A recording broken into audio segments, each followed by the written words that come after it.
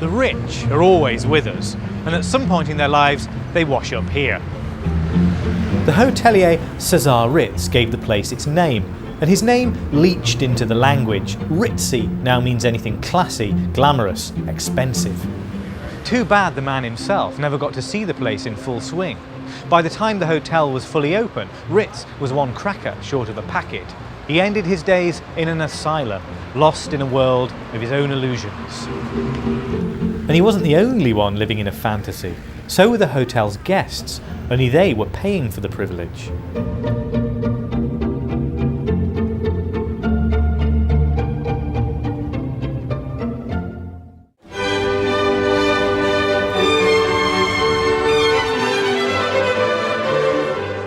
Walking into the Ritz, you feel you've entered some alternative universe where the guillotine has never been invented, Rococo stayed fashionable, and liberty, equality and fraternity never really caught on. That's the trick of the Ritz. It feels like it's been here forever. It probably felt like that when it opened in 1906. Ever since, it's seduced wealthy patrons with the same fantasy, the same illusion. The Palm Court could be Louis XVI's personal arboretum. Except beyond the glass ceiling is a rack of light bulbs rather than a Versailles sky. This is a 20th century building in 18th century drag. And the architects performed other acts of legerdemain. Everywhere you look in the Ritz, the view recedes into the distance. You feel as if you could drive around the place in a gilded carriage without scuffing so much as an architrave. But it's a conjuring trick performed with plaster, paint and glass, and like many of the best stage magic acts, it's all done with mirrors. Any suggestion of pokiness is banished by all the reflective surfaces, but despite what your eye tells you, the Ritz is actually a narrow strip of a building. On the exterior as well, all is not what it seems. The stone facade looks historic, but take a pickaxe to it and you'd expose the steel skeleton of a skyscraper, something more like the innards of the Flatiron building than a royal palace. The technique had been used in the States, but never before on this scale in London. But putting a big building in an expensive location isn't enough to conjure up a grand hotel. Guests need to be impressed by more than the architecture. When we check into a grand hotel today, we expect the service to be supernaturally swift, smooth and discreet. If it's not, then the illusion has been destroyed. And those great expectations are largely the creation of one man, the master magician of the hotel world, César Ritz. It's surely no coincidence that Ritz came to prominence in the age of the great stage illusionists. He realised that service appeared even better when mixed with some showmanship. Sleight of hand with gleaming glassware and glittering silver distracted the guests' attention from the size of the bills. To conceal the awkward silences that sometimes occur when English people eat, he brought an orchestra into the dining room and hired Johann Strauss to conduct. When challenged that this was extravagant, he said, "Ask the wine waiter how many more bottles people buy when they stay to hear the music." And of course, a Ritz meal is presented to you as if it were a rabbit being pulled from a hat. Ritz also performed a magical transformation with his own life. He certainly wasn't as la-di-da as his clients. He was the 13th child of a Swiss shepherd and a survivor of the 1870 siege of Paris, where he had to use the city zoo as a meat larder and learnt to make black pudding from the blood of the elephants. In less than 2 decades, he rose from cleaning dishes in Paris to managing the Savoy in London, though that job came to a sudden end in 1898 when he was caught fiddling his expenses. By then, however, Ritz's name was well enough known to launch a hotel franchise. There's a story about Ritz's perfectionism, which I hope is true. A famous London tart once complimented him by saying that he had reached the height of his profession as she had reached the height of hers. "Alas," he said, "with far less pleasure and far more trouble than you have experienced, mademoiselle." Ritz was a workaholic. It was his obsession with satisfying the whims of the rich, often before they knew what their own whims were, that eventually brought about his downfall. Before the construction of his London hotel had even begun, the foundations of Ritz's sanity had already collapsed. Ritz was in the thick of planning a series of upscale bun fights to celebrate the coronation of Edward VII, when the new king was suddenly struck down with peritonitis and abruptly put back the big day. All of Ritz's plans went in the bin, along with the potato peelings and the quail's eggshells. He trudged back to his place in Golders Green and sank into a deep depression from which he never really emerged. 4 years later, he managed to scrawl this note of congratulation when the hotel bearing his name opened in London. But during the creation of what should have been his magnum opus, he'd been strangely disengaged.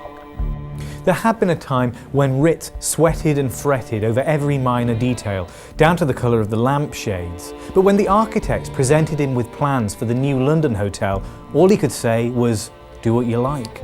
He ended his days in a sanatorium for the mentally deranged in his native Switzerland, dying just before Armistice Day in 1918. The magician had left the stage, but his repertoire of tricks still attracted an audience who could afford to pay the price of admission.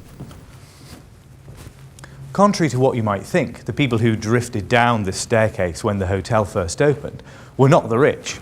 Absolutely not. They were the very, very, very rich. Edwardian Britain was crawling with plutocrats. Sugar magnates, meat-packing moguls. In 1905, you couldn't have thrown a packet of Peak Freens across the foyer without hitting the son of a biscuit millionaire.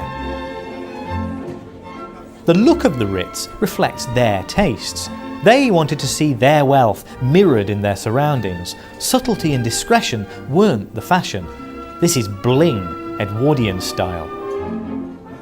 Later, all this gaudy frippery made a perfect backdrop for a new generation of toffee-nosed decadents. In the 1920s, Mitfords and Mosleys and Wars and Guinnesses swarmed here like wasps on a dropped gobstopper. Noel Coward satirised this generation in his song, Children of the Ritz. We know how we want our quails done, then we go and have our nails done. The hotel remained a symbol of ostentatious wealth, which is why in 1936 it was invaded by the Jarrow Crusaders. The unemployed protesters had marched from the northeast right to the steps of the Palm Court. The romantic novelist Barbara Cartland was here when it happened. In those days, she was more like a human being than the marzipan creation of later years. She said, "The people having tea here just sat still, looking upper class. There was an uncanny silence." The marchers were politely asked to leave, and they did so without any fuss, which is why, I suppose, there's never been a revolution in this country. The Ritz wasn't quite the bastion of wealth imagined by the protesters. It might have looked $1 million, but it was losing money. Despite attracting the incredibly rich, it's rarely been a profitable business. When the Depression began to bite, the hotel management was forced to cut staff wages and lay people off. These ledgers track the comings and goings of everybody who ever worked at the Ritz, and each line in them is like a little potted biography. It always gives the reason that they left the employment of the hotel, and it's not always just because business was bad and they were laid off. Some of the reasons are rather extraordinary. There's a James Damon who was dismissed after stealing a lady's fur wrap, and there's a Hubert Newton who's a plateman who, it says here, did not keep himself clean, which is obviously an important aspect of a plateman's job. And here's a page boy called J. Hart, who lived on Wootton Street in SE1. It said he had given notice but was dismissed before for brutalising a younger boy to force him to share a tip.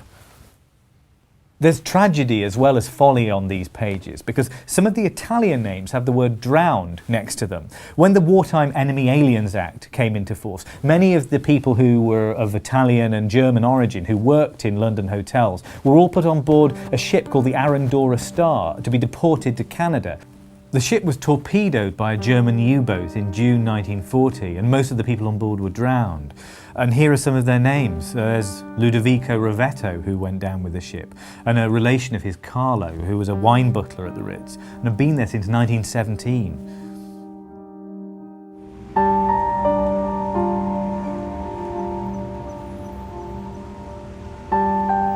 As unfortunate staff were sent away, other, more well-to-do refugees washed up. King Zog was probably the grandest. He'd fled his native Albania with particularly precious luggage.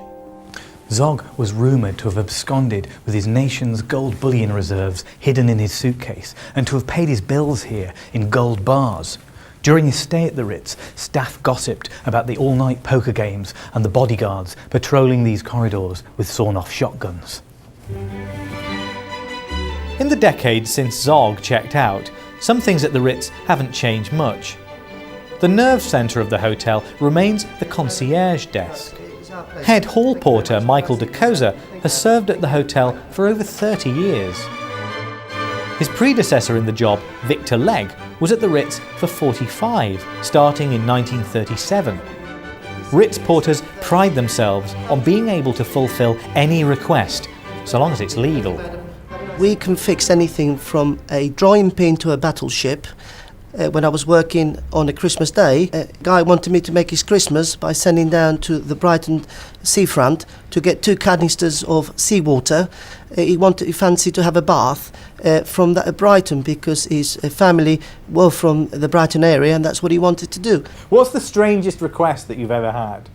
I get a phone call one day. The American ambassador, Raymond Guest, very wealthy family, and he said, "Victor?" I said, "Yes, Mr. Ambassador." He said, "Can you do me a favour?" I said, "What's that, sir?" He said, "Will you buy me a helicopter?" So I said, "Well, of course." As you do. During the 65 years that Michael and Victor have seen at the Ritz, the hotel's been through some harder times. It was particularly ill-suited to the era of austerity. The hotel got a bit run down and a bit on the decrepit side. There was the inability to do refurbishing. There was food coupons, for instance, clothing coupons. We were also plagued with rats at the Ritz at the time, and if I was on night duty, I could hear them squeaking away there. The Ritz's financial problems in Victor's time weren't helped by its attitudes towards potential customers. I have been in this hotel in the middle of winter, and the hotel's been half empty, and a man's walked in, very flamboyant, obviously Dovo rich. He's gone to the reception desk. They give him one look, asked his name. He said, "Oh, it's Joe Jackson from Lambeth or something." No title. "I'm very sorry, sir, the hotel's absolutely full." Now, this is the gospel truth. The hotel was starving, half empty. They refused the man because he didn't have a title. They would rather have a man with a title who couldn't pay the bill than somebody who was wealthy and throwing money all round. Things are now very different, of course. No ritzy rats these days. In the mid-1990s, the hotel underwent a £40 million restoration after it was bought by the billionaire Barclay brothers. The gold leaf has been made as eye-achingly bright as it was in 1906. All those decades the Ritz was losing money, no one could afford to give it a makeover, which at least protected the interior from the fireplace rippers. It's now perhaps the most perfectly preserved of any grand hotel in Britain. These days, customers no longer require a title. Anyone's welcome as long as they can pay. But there's one standard from the past that the Ritz clings on to. In those days, a dress code was essential. We still have that dress code now, and obviously we do upset some clients on the odd occasion because these days with the dress code, people come in dressed in jeans and things, but we are the Ritz. The hotel might still insist that male guests wear a jacket and tie, but not everyone who comes here now is a loaded knob. Tea at the Ritz is a case in point. Almost everyone has the chance to play act as a moneybags, even if it's only for an afternoon. Ritz's patrons were sold a fantasy version of the good life right from the start, but now the illusion is being bought up by a much broader market for 34 quid a pop. Where better for wannabes and aspirants than the gilded Palm Court? You have a selection of things. You've got egg mayonnaise, cucumber, smoked salmon, chicken, and ham. Marvellous. Thank you.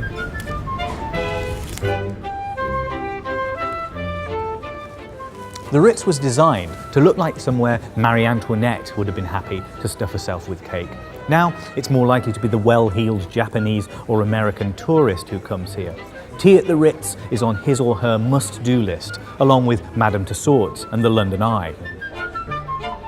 Tea's been served here for a century, but it only really became a popular institution during the 1980s, the decade when conspicuous consumption became cool again. Since then, the number of sittings for tea has crept up to 5 daily, starting before lunch and crashing into dinner, and there's a waiting list of up to 2 months.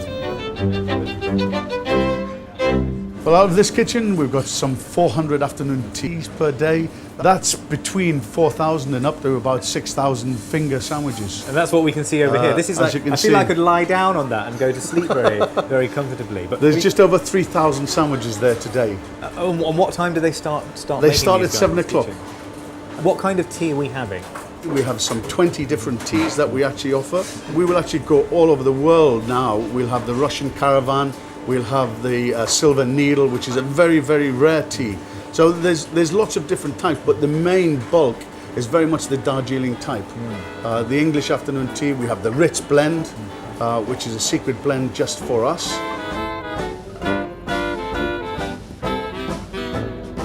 And so the business of putting on the Ritz carries on, a century after the place opened.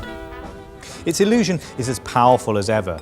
The illusion that for as long as you're lolling on the palm court, spooning clotted cream onto jam, that the world extends no further than the gilded spaces of the Ritz. That some strange and discreet magic brings all this exquisite food to your table.